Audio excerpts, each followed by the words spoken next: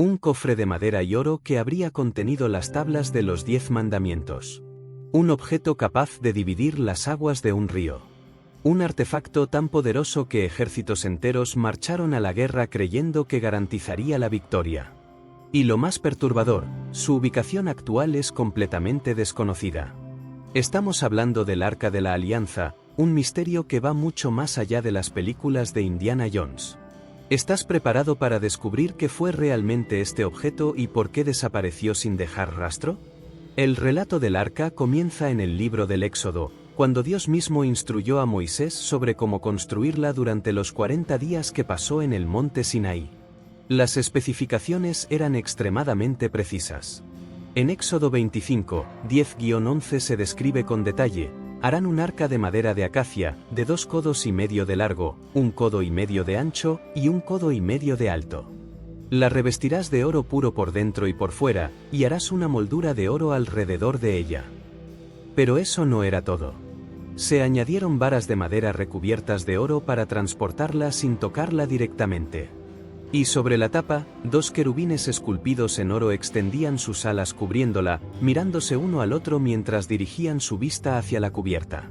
Desde el primer momento, quedó claro que este no era un objeto ordinario. Era la representación física de algo mucho más grande. Aunque Dios habló directamente con Moisés, no fue él quien construyó el arca. Esa responsabilidad recayó en Bezalel, un maestro artesano elegido específicamente para esta misión sagrada. La elección no fue casual. Bezalel poseía no solo habilidad técnica, sino también sabiduría divina para llevar a cabo esta tarea. Una vez terminada, el arca se convirtió en mucho más que un simple cofre sagrado. Era vista como la presencia directa de Dios en medio del campamento israelita. Por esta razón, durante los 40 años que los israelitas peregrinaron por el desierto, el arca los acompañó constantemente, ubicada siempre en el centro del campamento. Donde ellos iban, el arca iba. Y con ella, según sus creencias, Dios mismo. ¿Pero qué hacía exactamente el arca? ¿Cuál era su verdadero propósito? Para entenderlo, tenemos que ir más allá de la simple idea de un cofre guardando tablas de piedra. El arca tenía funciones específicas y profundamente simbólicas. La primera y más importante era representar la alianza absoluta entre Israel y Dios. No era solo un símbolo religioso, era el punto de conexión directa con lo divino. Los sacerdotes la utilizaban en rituales de purificación y consultaban a Dios frente a ella para obtener orientación. Dentro del arca se guardaban las tablas de los 10 mandamientos, un recordatorio constante de las leyes divinas que regían al pueblo. Algunos textos también mencionan que se guardaba una porción de maná, el alimento milagroso que sustentó a los israelitas en el desierto, y la vara de Aarón que había florecido milagrosamente. Pero la función primordial siempre fue la misma: ser el vínculo tangible entre lo humano y lo divino. Y aquí es donde la historia se vuelve realmente fascinante. Porque el arca no solo estuvo presente en ceremonias religiosas, también fue llevada a campos de batalla. Durante la batalla de Jericó, uno de los episodios más famosos, el arca fue cargada alrededor de la ciudad una vez al día durante 6 días consecutivos. Siempre protegida por hombres armados y acompañada por 7 sacerdotes que tocaban trompetas de cuerno de carnero. Al 7º día, los sacerdotes rodearon la ciudad 7 veces. Y entonces, con un grito del pueblo y el sonido estruendoso de las trompetas, algo imposible ocurrió. Las murallas de Jericó, conocidas por ser inexpugnables, se derrumbaron. En Josué 6:20 se describe así: entonces el pueblo gritó y las trompetas sonaron. Cuando el pueblo oyó el sonido de las trompetas, lanzó un gran grito y el muro se derrumbó. El pueblo avanzó directamente hacia la ciudad y la conquistó. ¿Significa esto que el arca funcionaba como un arma mágica? No exactamente. La interpretación más aceptada es que el arca representaba un símbolo ritual de enorme poder psicológico. Cuando el arca estaba presente en un campo de batalla, el mensaje era inequívoco: Dios estaba allí. Para los israelitas, esto significaba victoria asegurada. O al menos eso creían. Porque la realidad era mucho más compleja. La confianza ciega en el poder del arca sin mantener la alianza con Dios resultaba en desastre. Y esto quedó brutalmente claro en una batalla contra los filisteos. En 1 de Samuel 4, se relata cómo los israelitas, desesperados tras una derrota inicial, decidieron llevar el arca al campo de batalla pensando que garantizaría la victoria. 2 sacerdotes, Ofni y Fineás, hijos de Elí, acompañaron el arca. Pero algo salió terriblemente mal. Los israelitas fueron masacrados. 30.000 hombres cayeron ese día. Y lo peor, el arca fue capturada por los filisteos. Cuando el sumo sacerdote Elí, que en ese momento tenía 98 años, escuchó la noticia de que el arca había sido tomada, cayó de espaldas desde su silla, se rompió el cuello y murió al instante. Para los israelitas, perder el arca era perder la presencia de Dios mismo. ¿Curtió este giro? Suscríbete para no perderte lo que viene. Los filisteos, eufóricos con su botín, llevaron el arca a su tierra como trofeo de guerra. La colocaron en el templo de su dios Dagón, en la ciudad de Asdod. Pero desde el primer momento, cosas extrañas comenzaron a suceder. A la mañana siguiente, la estatua de Dagón apareció caída frente al arca. La volvieron a levantar. Al día siguiente, la estatua no solo estaba caída, sino que su cabeza y sus manos estaban cortadas sobre el umbral. Como si algo invisible la hubiera destrozado durante la noche. Pero eso fue solo el comienzo. Una plaga devastadora comenzó a extenderse por las ciudades filisteas. Tumores, enfermedades, muerte. Los habitantes de Asdod entraron en pánico y decidieron enviar el arca a otra ciudad. Pero allí también comenzó la plaga. La enviaron a otra. Y otra. 7 meses de puro terror. Cada lugar que recibía el arca sufría calamidades terribles. En 1 de Samuel 5 y 11 se describe el pánico. Enviaron y congregaron a todos los príncipes de los filisteos y dijeron: envíen el arca del Dios de Israel y que vuelva a su lugar, para que no nos mate ni a nosotros ni a nuestro pueblo, porque había mortal quebranto en toda la ciudad por donde el arca pasaba, y la mano de Dios se agravó mucho allí. Finalmente, desesperados, los filisteos devolvieron el arca a Israel, cargada en un carro tirado por 2 vacas que nunca habían llevado yugo. Las vacas, sin ser guiadas por nadie, caminaron directamente hacia territorio israelita. Como si supieran exactamente dónde debían ir. La lección era clara: no bastaba poseer un objeto que representaba a Dios. Sin alianza, sin fidelidad, el arca no traía bendición sino maldición. Este es uno de los aspectos más perturbadores de toda la historia. Según los textos, el arca podía ser letal incluso para quienes la miraban sin autorización. Hay relatos de hombres que intentaron estabilizarla cuando se movía y cayeron muertos al instante por tocarla. El poder que emanaba de ella era real, tangible y absolutamente aterrador.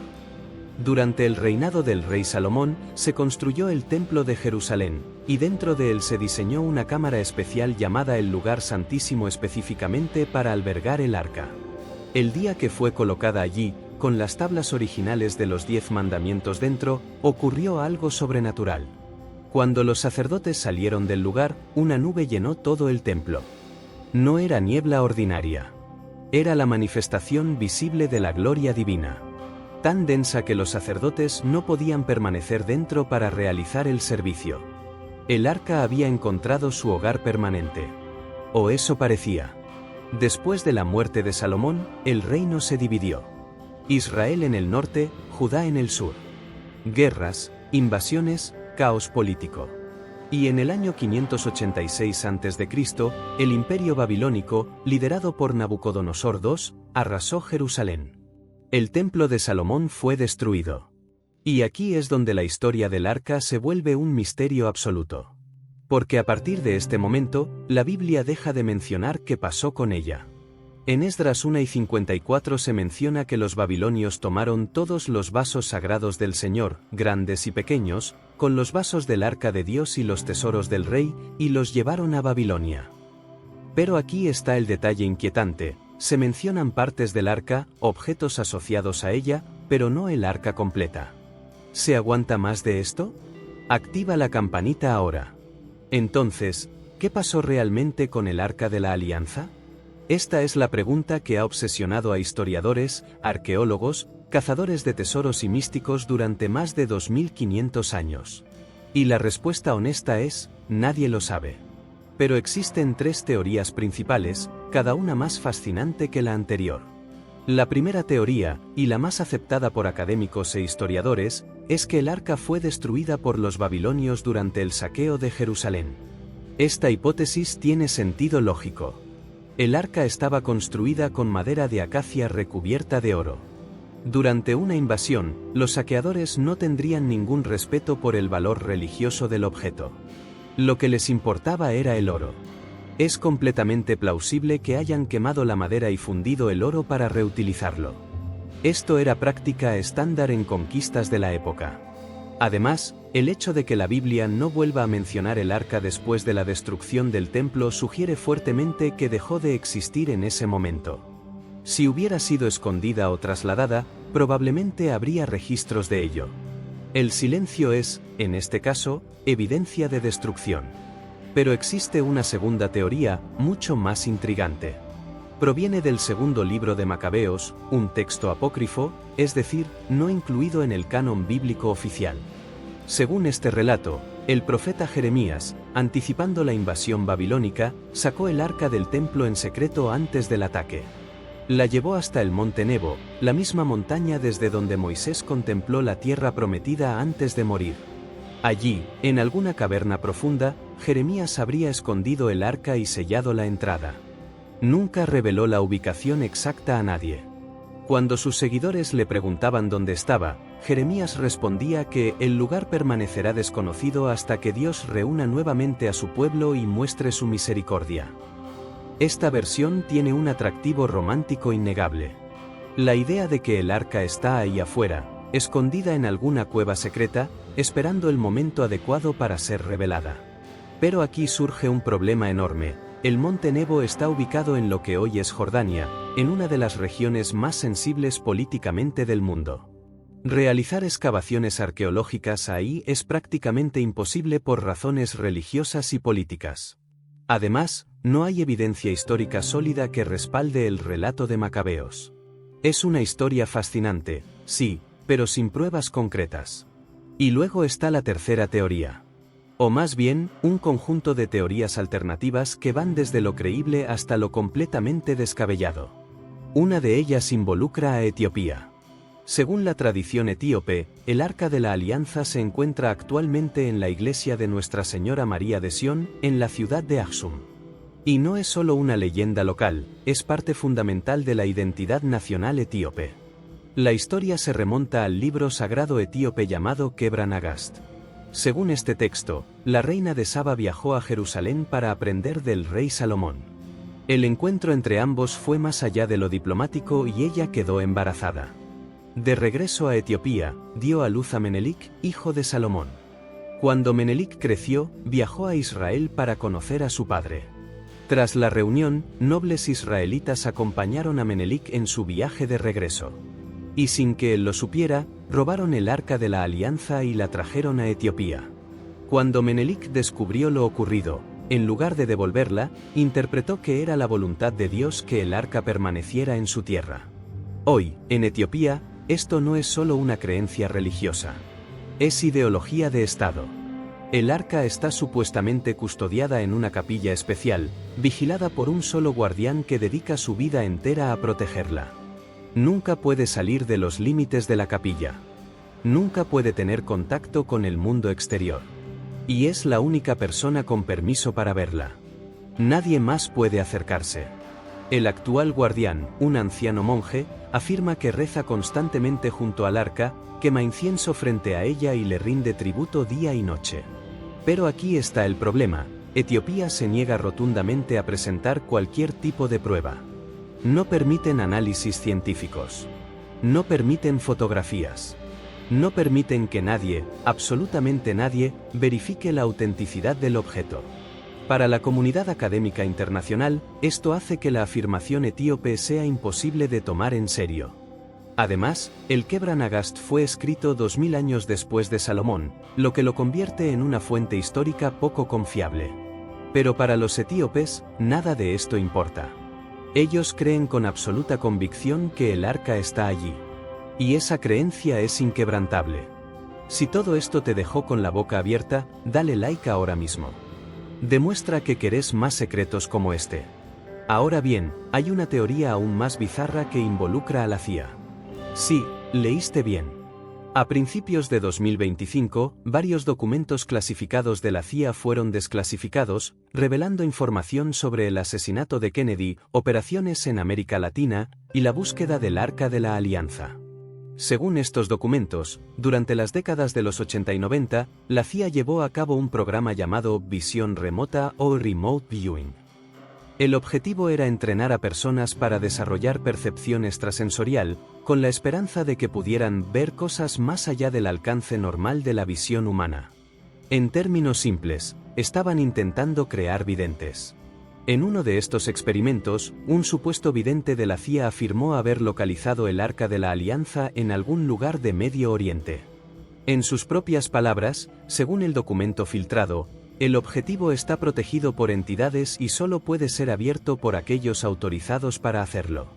Este recipiente no puede ser abierto hasta que el momento sea considerado adecuado. El vidente incluso hizo dibujos de la ubicación específica, aunque los bocetos son de calidad extremadamente pobre.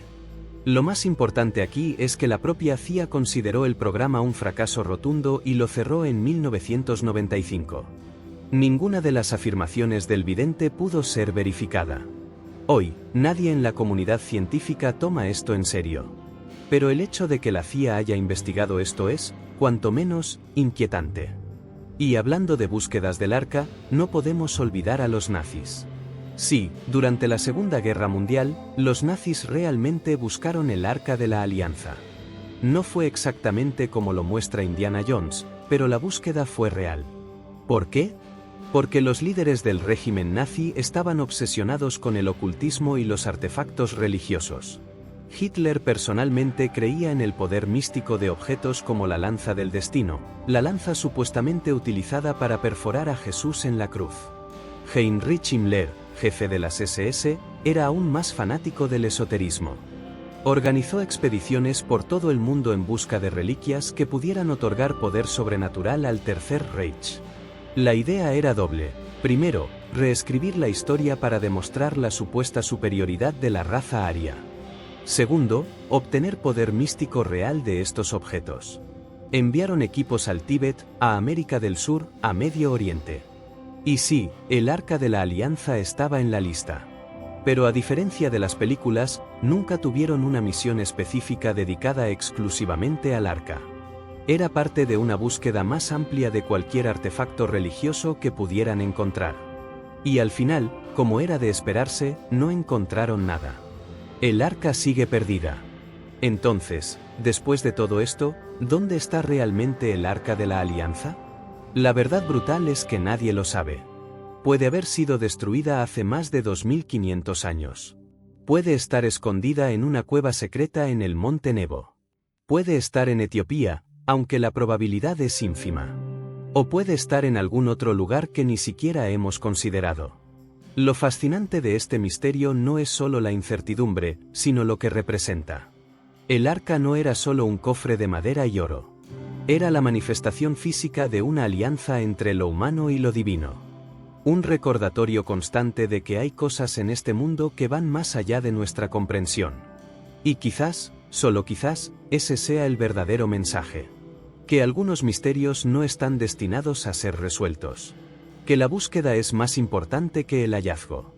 Que la fe no necesita pruebas físicas para existir.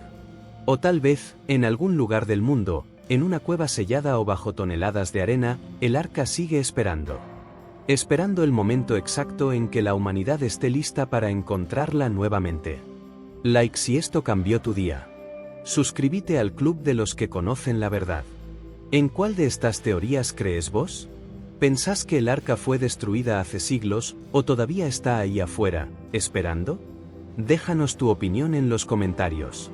Y si te fascinó este misterio tanto como a nosotros, hay muchos más por descubrir en el canal. Dale play al siguiente vídeo y seguí bajando por la madriguera de los secretos más oscuros de la historia.